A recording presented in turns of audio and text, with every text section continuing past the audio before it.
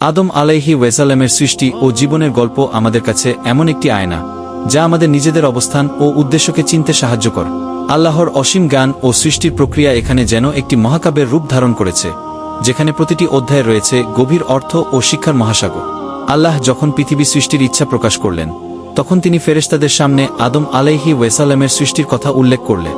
ফেরেশতারা অবাক হয়ে বললেন, হে আল্লাহ, আপনি কি এমন কাউকে সৃষ্টি করতে যাচ্ছেন যে পৃথিবীতে ফিতনা ও বিশৃঙ্খলা সৃষ্টি করবে?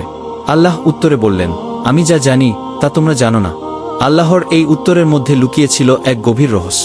আল্লাহ আদম আলাইহি ওয়াসাল্লামকে পৃথিবীর মাটি দিয়ে অত্যন্ত যত্ন সহকারে তৈরি করলে। তার মাটির গঠনে আল্লাহ নিজ হাতে মনোযোগ দিয়েছেন, যেন পৃথিবীর প্রতিটি উপাদান তার মধ্যে নিহিত হয়।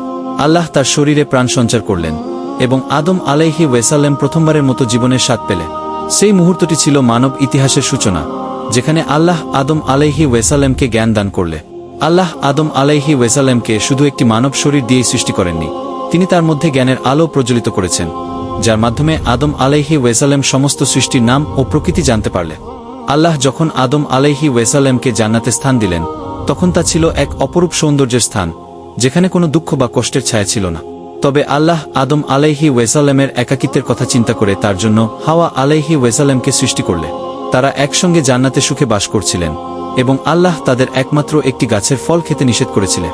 তবে শয়তান, যাকে আল্লাহ জান্নাত থেকে বিতাড়িত করেছিলেন, প্রতিশোধ নেওয়ার জন্য আদম আলাইহি ওয়াসাল্লাম ও হাওয়া আলাইহি ওয়াসাল্লামকে প্রলুব্ধ করতে শুরু করে। শয়তানের কুমন্ত্রণা এতটাই সূক্ষ্ম ছিল যে তিনি তাদের এমনভাবে প্ররোচিত করলেন যে তারা ভুল বুঝে সেই নিষিদ্ধ ফল খেয়ে ফেললে। ফলটি খাওয়ার পরই তাদের কাপড় খুলে গেল এবং তারা নিজেদের পাপ বুঝতে পারলে। তারা নিজেদের ত্রুটি উপলব্ধি করে আল্লাহর কাছে তোবা করলে।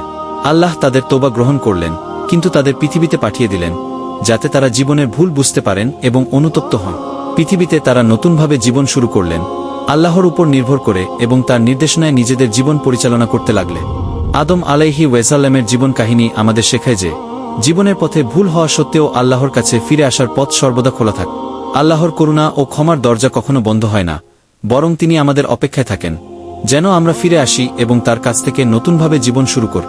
আদম আলাইহি ওয়াসাল্লামের গল্প আমাদের মনে করিয়ে দেয় যে আমরা পৃথিবীতে পরীক্ষার জন্য প্রেরিত হয়েছি এবং আমাদের জীবনের প্রতিটি মুহূর্তই আমাদের জন্য একটি নতুন অধ্যায়, যেখানে আল্লাহর নির্দেশ অনুসরণ করা আমাদের প্রধান লক্ষ্য।